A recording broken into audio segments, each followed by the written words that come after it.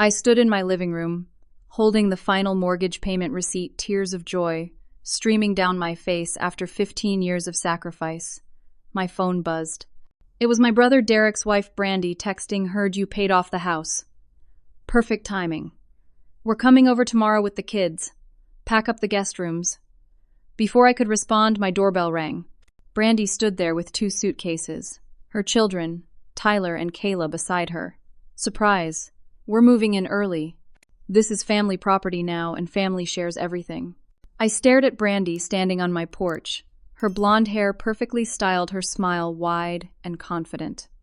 Tyler, her 7-year-old son, was already trying to push past me into my house. 9-year-old Kayla stood behind her mother, scrolling through her phone like this was the most normal thing in the world. "Excuse me," I managed to say, blocking the doorway with my body. "What are you talking about, family property?" Brandy's smile never wavered. "Derek and I talked to your parents. They explained that once the house is paid off, it belongs to the whole family.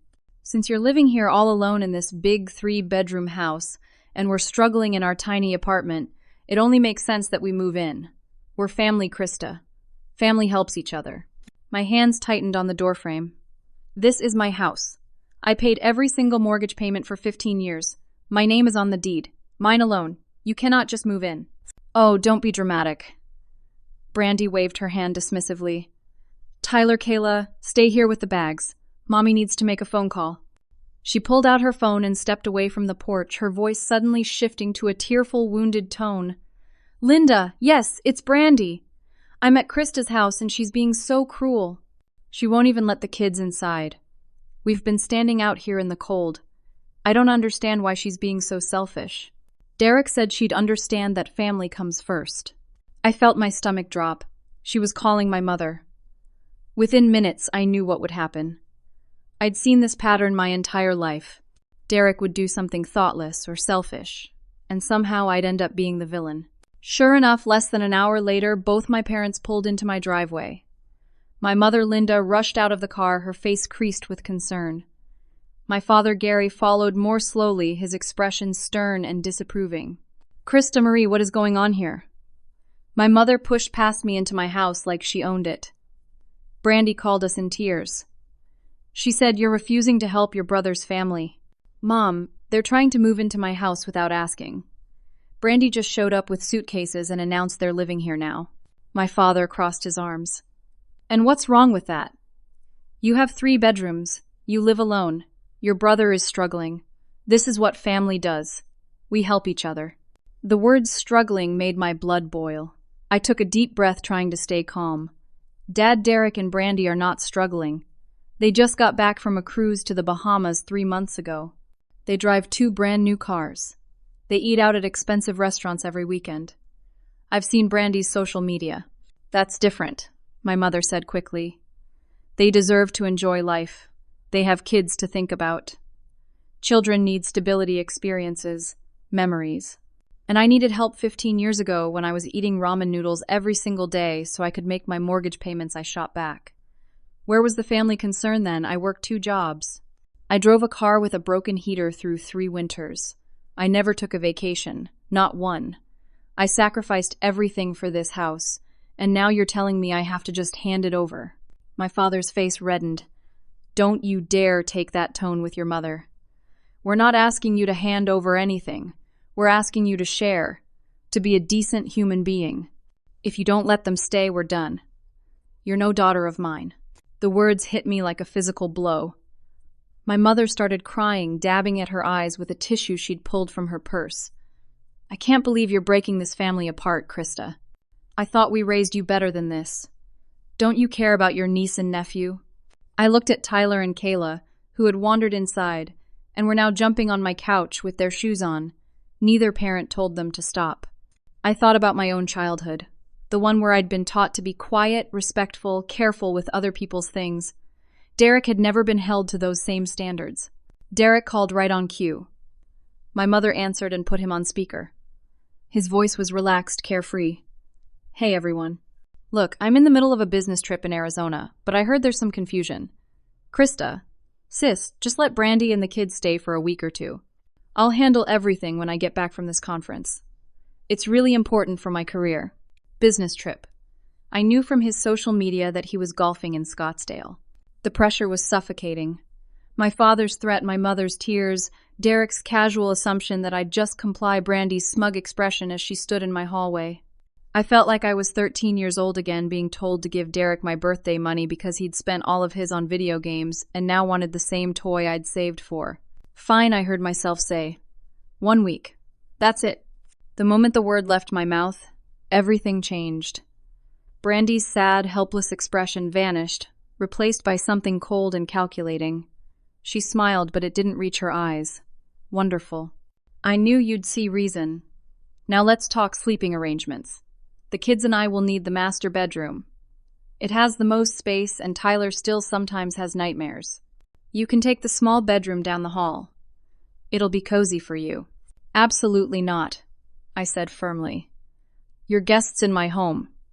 You get the guest room. I'm keeping my bedroom. Brandy tilted her head, studying me like I was a particularly interesting insect. We'll see about that.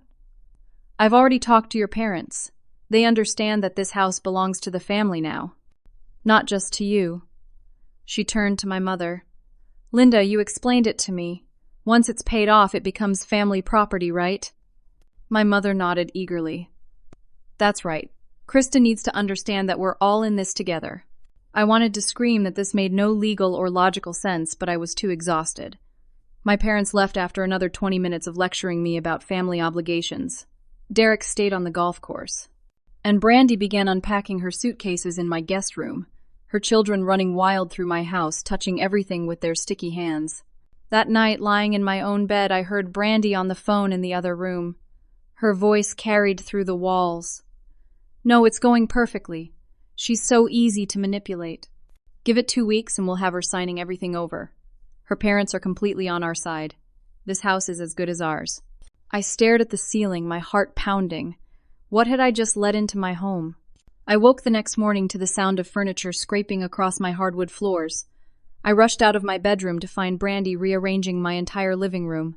My grandmother's antique side table, the one she'd left me when she passed, was shoved in a corner. The photos of my college graduation and my 30th birthday trip to Nashville, the only vacation I'd ever taken, were gone. What are you doing? I demanded.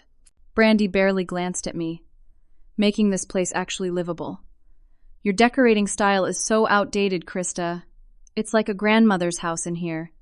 I'm bringing it into this century. She gestured to a box by the door. I put all your stuff in there. You can keep it in your room if you want. This is my house. You can't just throw out my things. Throw out. I'm not throwing anything out. I'm improving the space. You should be thanking me. When was the last time you updated your decor? 2005. Tyler came running through, wielding a permanent marker. Before I could stop him, he drew a long black line across my cream-colored wall. I gasped, but Brandy just laughed. He's being creative. Kids need to express themselves, Christa. You don't have children, so you wouldn't understand. You're too rigid. I grabbed cleaning supplies and tried to scrub the marker off, but it had already set into the paint. When I asked Brandy to watch her son more carefully, she called my mother. Again. 20 minutes later, both parents were back at my door. You're being too strict with the children, my mother scolded. They're just being kids. You need to relax. They're destroying my house. My father shook his head. This is exactly why you've never settled down and had a family of your own. You're too selfish, too concerned with material things. Children are more important than walls. By day 3, I came home from my job at the accounting firm to find that Brandy had moved into my master bedroom. All of my belongings, my clothes, my books, my personal items, everything, had been shoved into garbage bags and piled in the garage. She'd taken over my closet, my bathroom, my space. What did you do? I stood in the doorway, shaking with rage. Brandy was making the bed, putting on new sheets she must have bought. I told you I need this room. I have 2 kids. You're just one person. It makes more sense this way. Stop being so selfish about a bedroom. Get out. Get out of my room right now. Make me. She crossed her arms and smiled. Oh, wait, you can't. Your parents gave me permission to be here. Remember, this is family property. I have just as much right to this room as you do. More actually, since I have children to care for. I called my parents again, my hands shaking so hard I could barely dial. She's taken over my bedroom. She moved all my stuff to the garage. Just give her the room, Christa, my mother said tiredly. Why are you making such a big deal about this? It's just a bedroom. That night I slept in what had been my guest room on sheets that smelled like Brandy's perfume, listening to Tyler and Kayla running through my house at 11 o'clock at night because their mother didn't believe in bedtimes. The next day at work I couldn't concentrate. My boss Jennifer noticed. Christa, is everything okay? You seem distracted. I didn't want to burden anyone with my problems, so I just said I had some family issues to deal with. But that afternoon I got phone calls from my cousin Sarah, my Aunt Patricia, and my Uncle Tom. All of them called to lecture me. Sarah said you're trying to kick Brandy and the kids out onto the street. Aunt Patricia said, her voice sharp with disapproval. That's cruel, Christa. I'm disappointed in you. How could you do that to those poor babies? Uncle Tom added. Your brother is trying his best and you're making everything harder. I realized Brandy had called everyone in the family, spinning some story about me being heartless. When I tried to explain, no one wanted to hear it. Derek was the golden child. I was the difficult one. That's how it had always been. That evening I drove to my parents' house. I needed to confront them to make them understand what was really happening. When I arrived, my mother was in the kitchen making dinner. My father was in his recliner watching television. We need to talk, I said. My father muted the TV. What now? Brandy is taking over my house. She's destroying my things, moving into my room, and she's been calling everyone in the family to turn them against me. This has to stop. My mother and father exchanged a look. A guilty look. Christa, my mother started slowly. We may have mentioned to Brandy that once the house was paid off, it would be good for Derek to have it. My heart stopped. What? My father shifted in his chair. We told her a few months ago, when you had 3 payments left, that we thought the house should go to Derek. He's the son. He has a family to provide for. It made sense. You've been planning this. My voice rose. For months. We thought you'd be reasonable, my mother said defensively.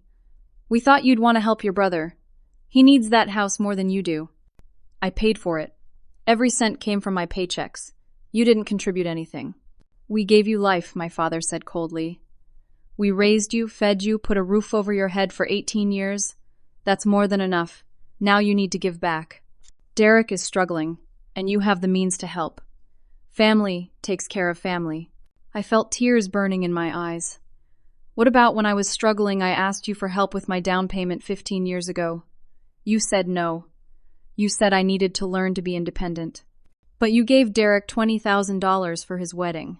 That was different, my mother said quickly. A wedding is important. And besides, we knew you'd figure it out. You always do. Because I had to. Because you never helped me. I left their house feeling hollower than I'd ever felt in my life. When I got back to my own house, a locksmith's van was in my driveway. Brandy was having my locks changed. What are you doing? I ran up to the porch. Your mother gave me permission. This is for everyone's safety. Brandy held up 3 new keys. Here's your copy. Actually, you know what? Maybe I should hold on to all of them, just to make sure we don't lose any. The locksmith looked uncomfortable. Ma'am, whose name is on the house? Mine, I said. Christa Henderson. This is my house. He frowned at Brandy.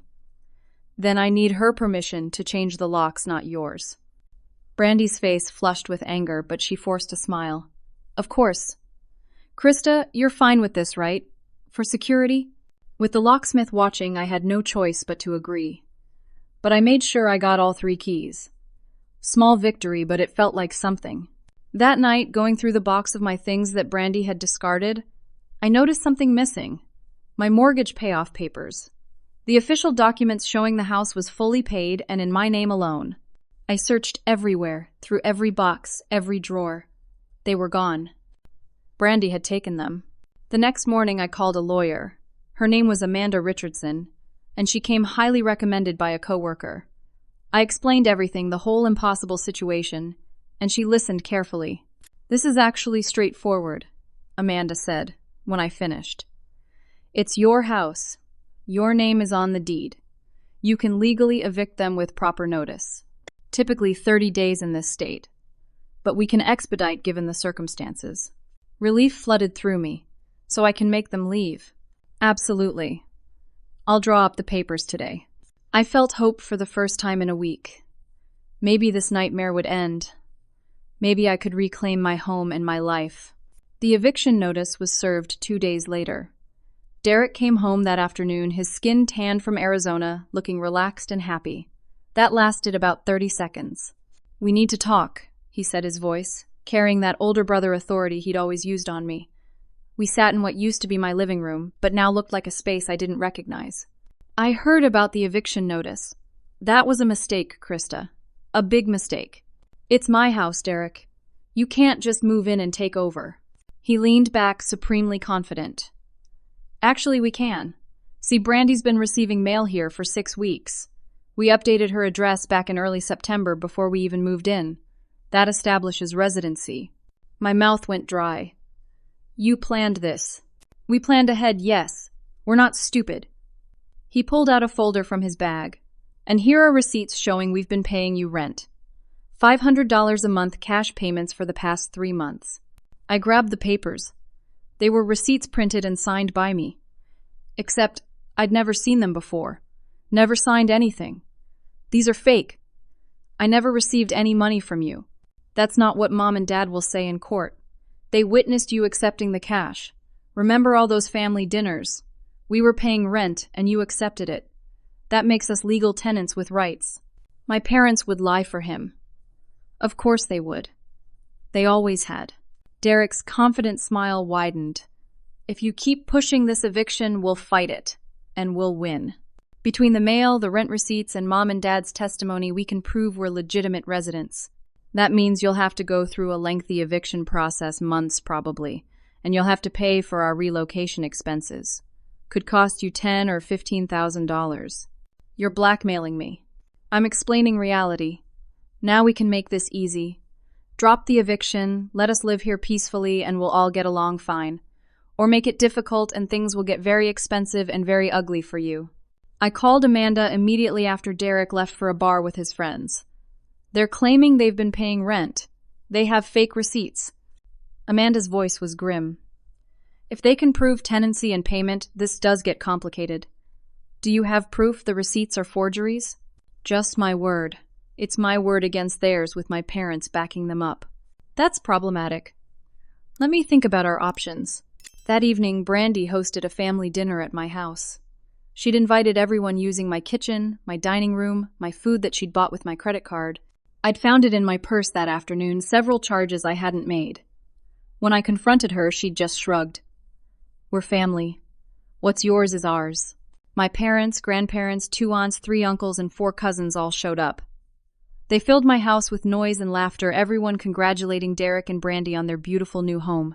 No one seemed to notice or care that I stood in the corner, displaced in my own space. To family, my father toasted, raising a glass. And to Christa for finally learning what family means. Everyone cheered. I felt invisible. After dinner, I tried to talk to my Aunt Patricia, who I'd always been close to. "Aunt Pat, they're stealing my house. Can't you see that?"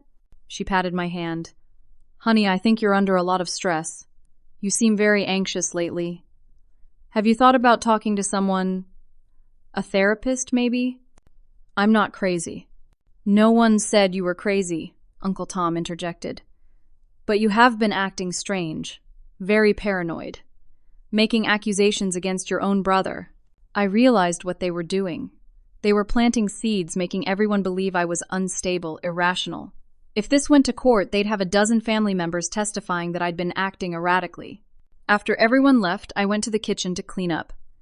Derek followed me. When we were alone, his entire demeanor changed.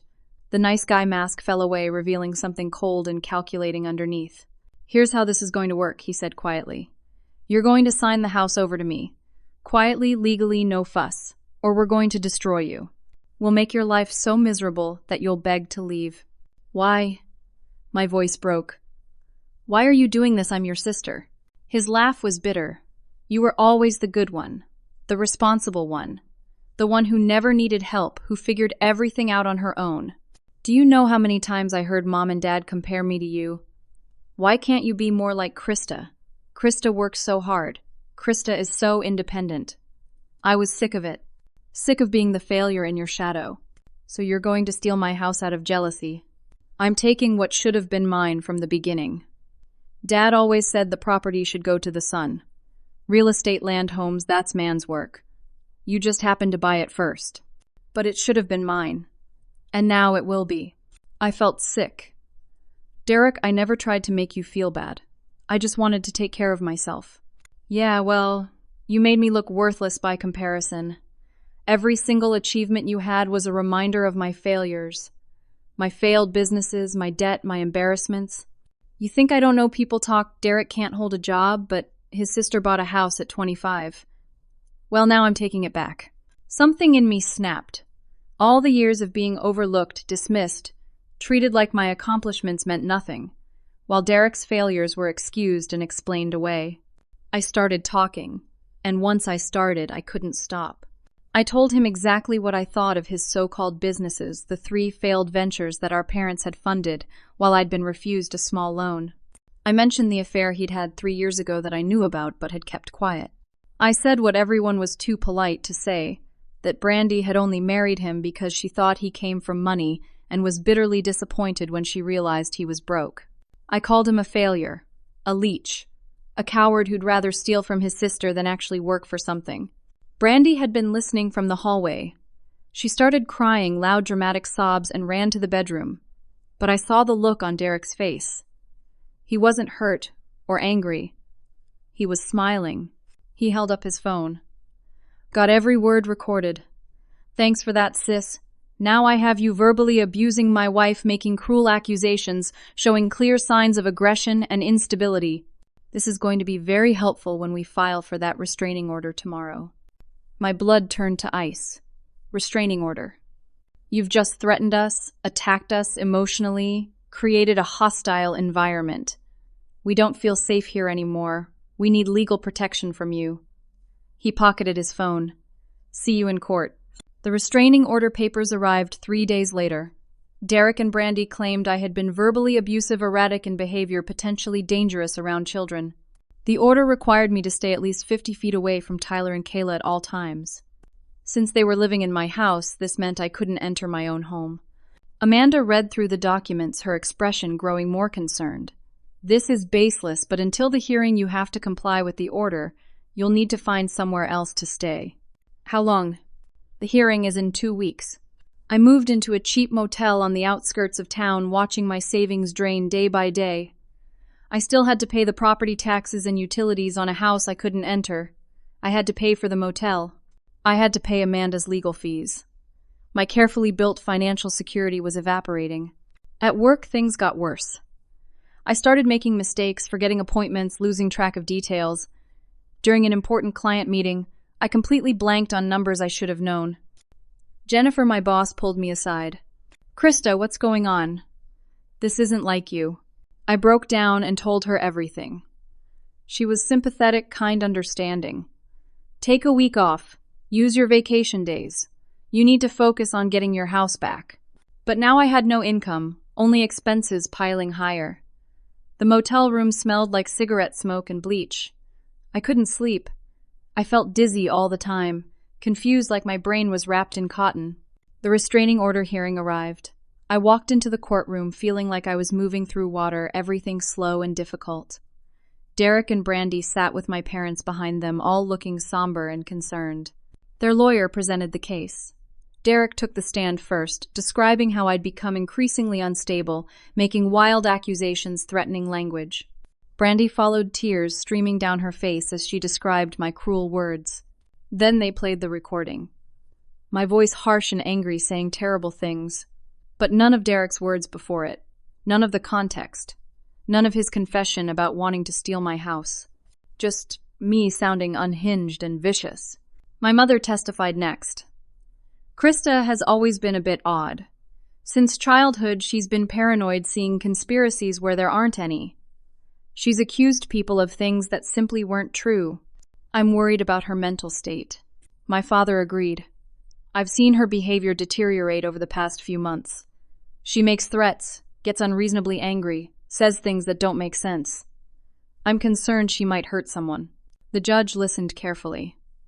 Then Amanda presented my side, but we had so little evidence. My word against theirs, and they had recordings, multiple witnesses, a pattern they'd established. At the end, the judge looked at me with something like pity. "Miss Henderson, I'm extending this restraining order for 30 days and ordering you to undergo a psychiatric evaluation.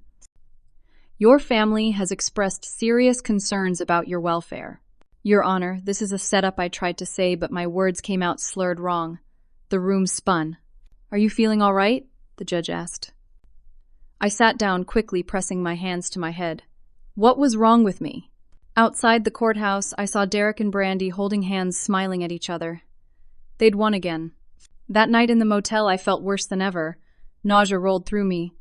My hands trembled uncontrollably. I couldn't think straight.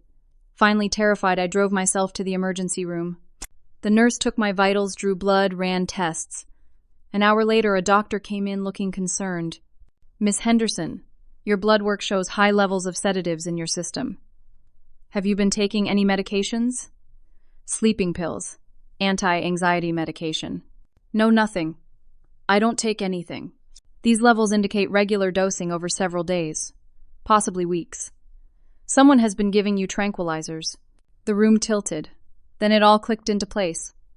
The coffee Brandy made me every morning during that first week, smiling sweetly as she handed me the cup. "I made this special just for you."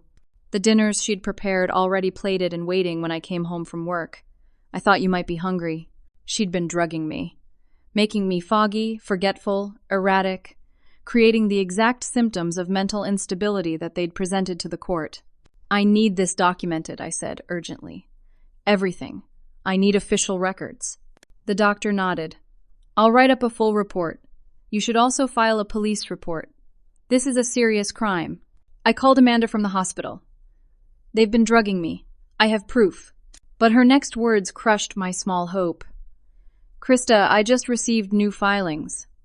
Derek and Brandy have submitted paperwork claiming the house through adverse possession, and they've filed a petition to have you declared mentally incompetent with Derek, named as your legal guardian."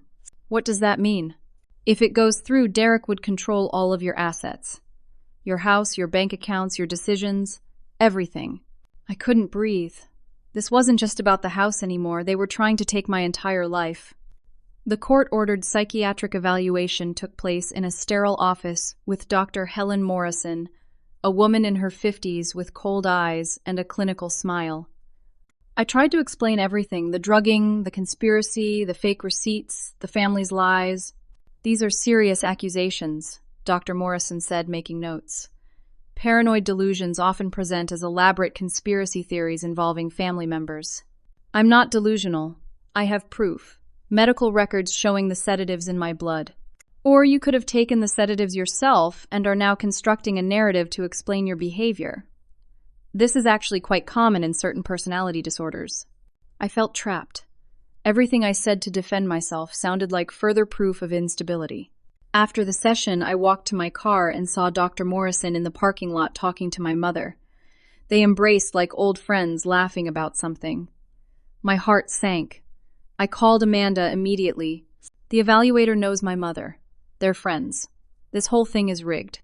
We can request a different evaluator, but that might make it look like you're shopping for a diagnosis you like." The judge could see it as avoidance. I was trapped in a system designed to help people, but it was being weaponized against me. Through my friend Jennifer, who drove past my house to check on things, I learned that Derek and Brandy had completely redecorated. They'd installed a swimming pool, taking out a loan against my property. They threw parties every weekend, telling neighbors they'd inherited the house from me after my breakdown. I tried calling extended family members, anyone who might listen. But Derek and Brandy had gotten there first. Everyone believed I was having a mental health crisis and needed space. Only my cousin Rachel in California believed me. "Derek's been a liar since we were kids," Rachel said over the phone. "Remember when he stole $40 from Grandma's purse and blamed you? Everyone believed him then, too." The memory came flooding back, along with dozens of others. Derek breaking Mom's vase and saying I did it. Derek taking Dad's car without permission and claiming I'd given him the keys. A lifetime of lies that everyone had accepted. Dr. Morrison's report came back fast. Too fast. Patient displays paranoid ideation, possible delusional disorder recommendation for inpatient psychiatric evaluation. Derek filed an emergency petition for a 72-hour psychiatric hold claiming I was a danger to myself and others. He brought evidence, angry voicemails I'd left, texts, demanding they leave my house the recording of my outburst. The judge concerned by the psychiatric evaluation granted the hold. Police officers arrived at my motel room to transport me. "This is illegal," Amanda argued frantically. "She's not a danger to anyone." But the system moved forward like a machine. I was taken to a psychiatric facility placed in a locked ward. They took my clothes, my phone, my wallet. I was given hospital scrubs and assigned to a room that locked from the outside. For 72 hours, I would be evaluated constantly. If the doctors agreed with Dr. Morrison, Derek could extend it to 30 days. And from there, permanent guardianship. The first night, a nurse named Elizabeth came to check on me. She seemed kind, maternal. "Why are you here, honey?" I was exhausted, defeated, but I told her everything. She listened patiently. "That's quite a story," she said when I finished. "Have you been hearing voices, seeing things that aren't really there?" I realized every word was being evaluated, cataloged, used to build a case. If I defended myself too strongly, I was agitated. If I stayed quiet, I was withdrawn. If I cried, I was depressed. If I didn't cry, I was emotionally flat. There was no right answer. Every response proved their point. I was allowed one monitored phone call. I used it to call Jennifer. She was crying. "Christa, I went to your house to try to get some of your things. Derek threatened to call the cops on me for trespassing. He's installed cameras everywhere, a whole security system. Can you reach Amanda? Tell her I need her. She's been trying to see you. But Derek, as your concerned family member, has blocked visitor access except for immediate family, which meant only Derek Brandy and my parents could visit me. The people who put me here." On the second day, Derek came. He sat across from me in the visiting room, surrounded by white walls and locked doors. His expression was sympathetic, but his eyes were triumphant. "This could all end today, Christa. Just sign the house over to me. I'll drop everything. You can walk out of here. You'll need to find a new place to live, obviously, but you'll have your freedom." My voice was hoarse from crying. "I'll never sign." He leaned forward. "Then you'll stay here. And when I'm your legal guardian in about 2 weeks, I'll sign the papers for you. Either way, I get the house. This just saves time." He stood up. "You've got 48 hours until the extension hearing. Think about it." He left, and I sat alone in that sterile white room feeling like I'd already lost everything. In the facility, I met another patient named Margaret. She was 65, gray-haired, with sad eyes that had seen too much. We talked during recreation time in the common room. "I've been here 6 months, she told me quietly. "My son wanted my house. Said I was too old to live alone, that I was forgetting things. Got me declared incompetent. By the time I got out of here, he'd sold the house and spent all the money. That's horrible. That's family." She gave me a knowing look. "You're here for the same reason, aren't you? Someone wants something you have." I nodded, fighting tears. "Then listen carefully. Play their game. Be calm, cooperative, compliant.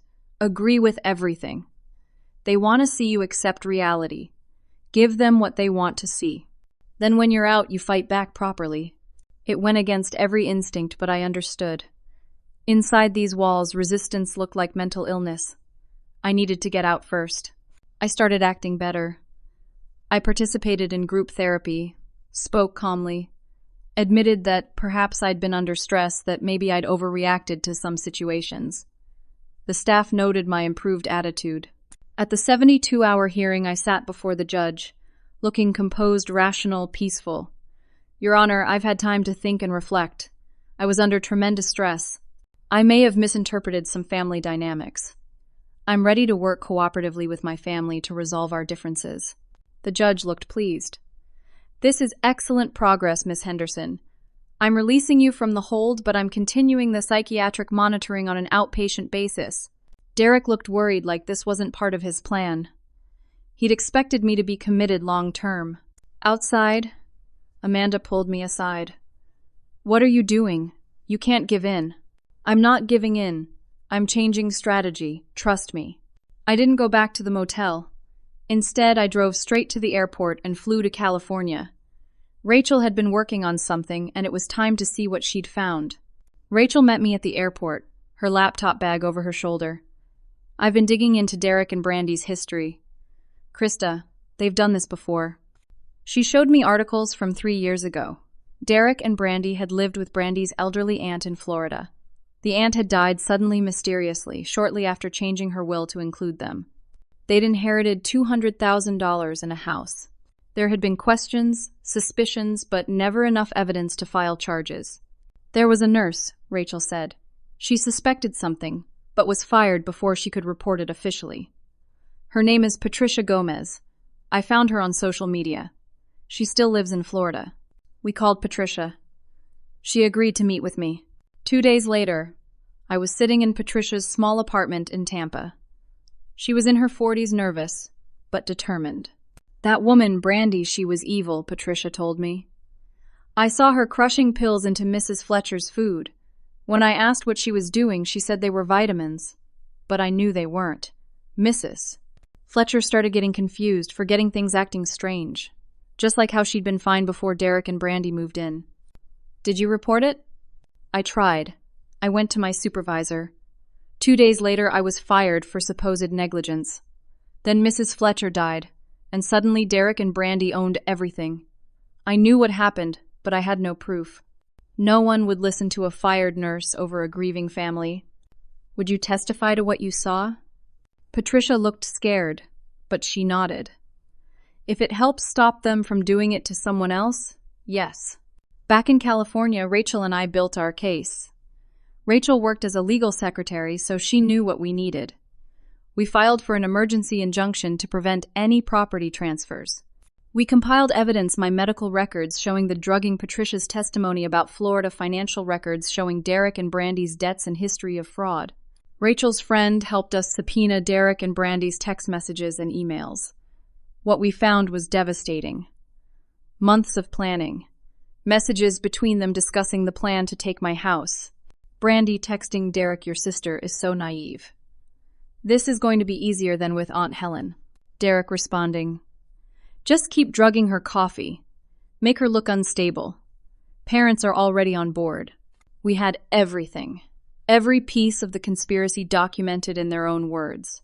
Rachel also found a private investigator named James, who owed her a favor. He agreed to help. We installed hidden cameras on public property near my house, pointed at the yard and front entrance. All completely legal. Within a week, Derek and Brandy hosted another party. James's cameras caught everything. Derek drunk, bragging to his friends. "My stupid sister worked her whole life for that house, and we just walked in and took it. Easiest con ever. She had no idea what hit her." Brandy laughing, her voice clear on the recording. "And everyone believed she was crazy. That drugging trick was perfect. I learned it from my aunt.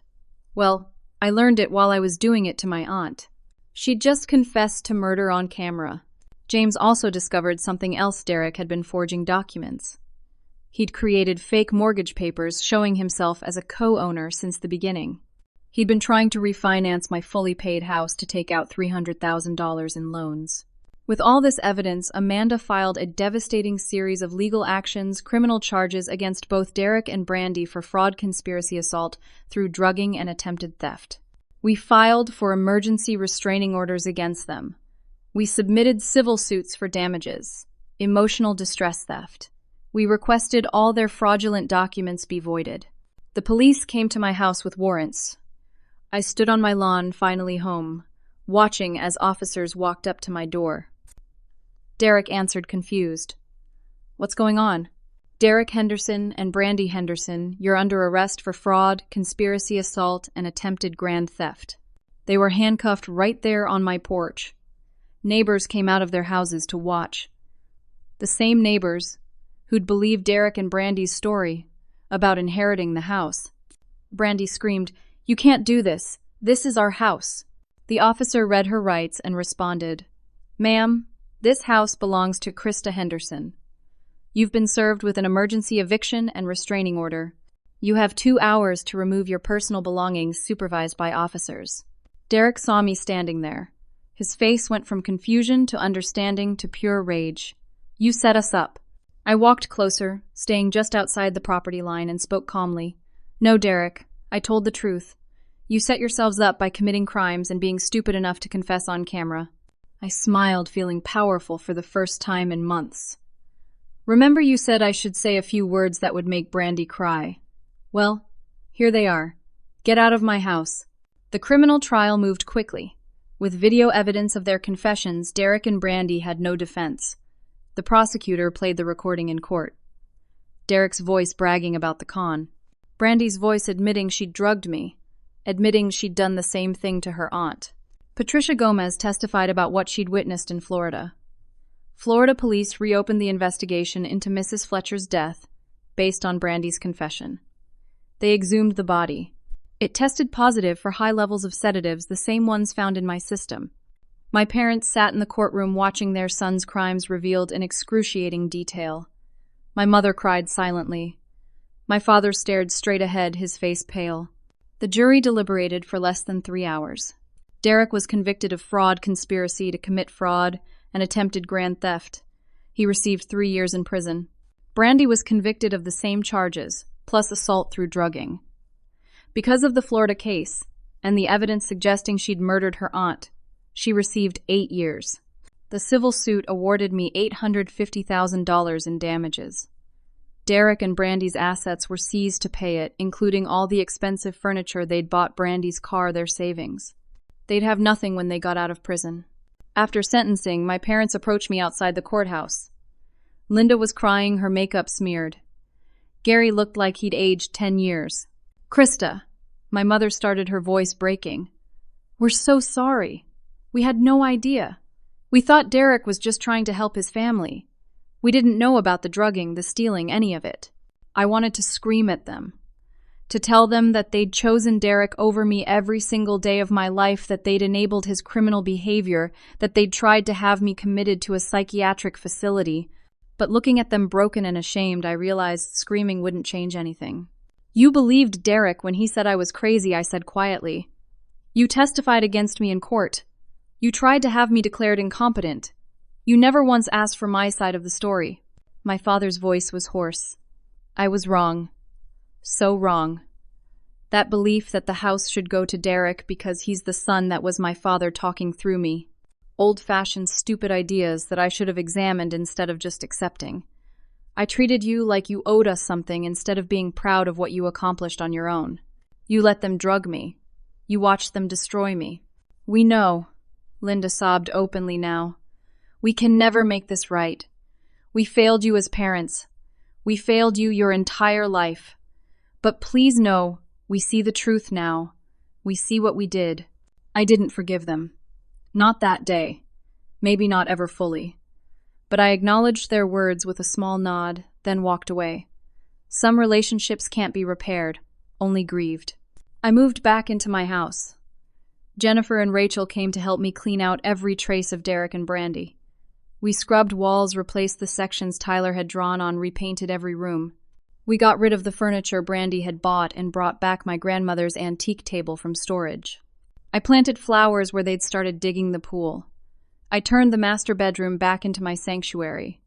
Slowly, the house stopped feeling violated and started feeling like home again. At work, Jennifer called me into her office. "Christa, I've watched how you handled this impossible situation. The strength you showed, the way you fought back when everything was against you. That's the kind of person we want in leadership here. I'm promoting you to senior accountant with a 20% raise." The money helped. Between the promotion, the settlement from the lawsuit, and the savings I'd rebuilt, I was financially stable again. But more than that, I felt strong. I'd survived something that could have destroyed me. I used part of the settlement money to start a nonprofit organization.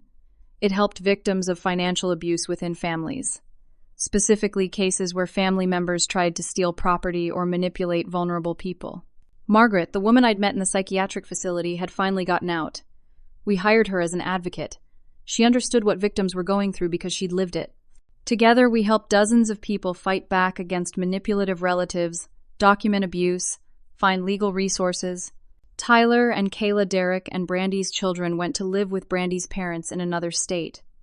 I thought about them often, wondering how they'd process what their parents had done. On their birthdays, I sent cards with money, just small amounts with notes saying I hoped they were doing well. They were innocent in all of this. I didn't want them to carry their parents' sins. My parents went to therapy. They reached out every few weeks asking if they could see me, take me to dinner talk. I said no for the first 6 months.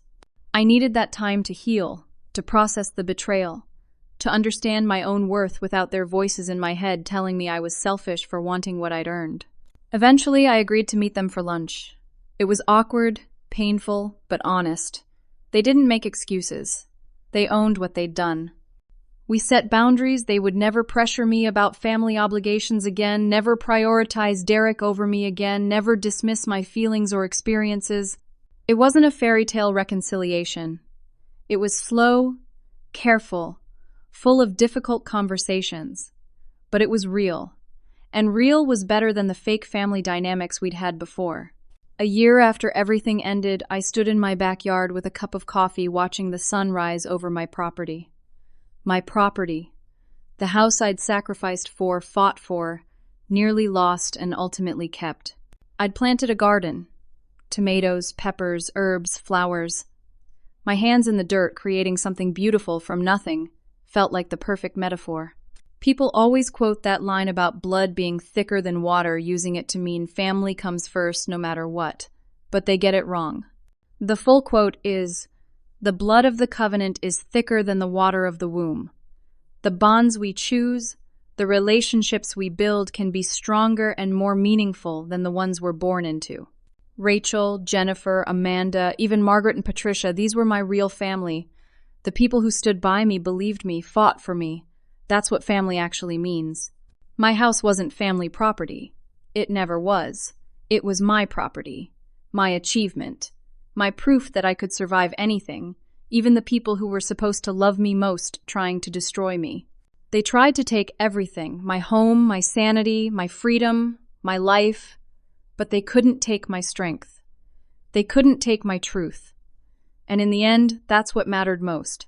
I learned that standing up for yourself isn't selfish. Setting boundaries isn't cruel. And sometimes the most loving thing you can do is walk away from people who refuse to treat you with respect, even if they're family. The house stands solid around me now, every room reclaimed, every space made mine again. It's not just walls and floors anymore. It's proof that I won. It's evidence that truth prevails. It's home. And nobody, not Derek, not Brandy, not even my own parents, could ever take that away from me again. So, let me ask you something, and I really want to know your thoughts. Have you ever had family members who felt entitled to something you worked hard for? How did you handle it? Did you set boundaries, or did you give in to keep the peace? What would you have done in my situation? If this story resonated with you, or if you've been through something similar, please leave a comment below. Your story matters. Your experience matters. And you never know who might read it and realize they're not alone. If you found this story meaningful, I'd be grateful if you'd hit that like button. It helps other people find these stories, people who might need to hear that they're not crazy for defending what's theirs. Subscribe to hear more stories about real people facing real challenges and finding their strength. And please share this with anyone who might need to hear it, anyone who's struggling with family dynamics or feeling guilty for setting boundaries. Thank you for listening to my story. Thank you for being here, for taking the time to hear what happened to me. I hope my experience helps you in some way, whether it's validation, inspiration, or just the knowledge that you're not alone in whatever you're facing. Take care of yourselves. Protect what you've built. And remember, you don't owe anyone your peace of mind, not even family. Until next time.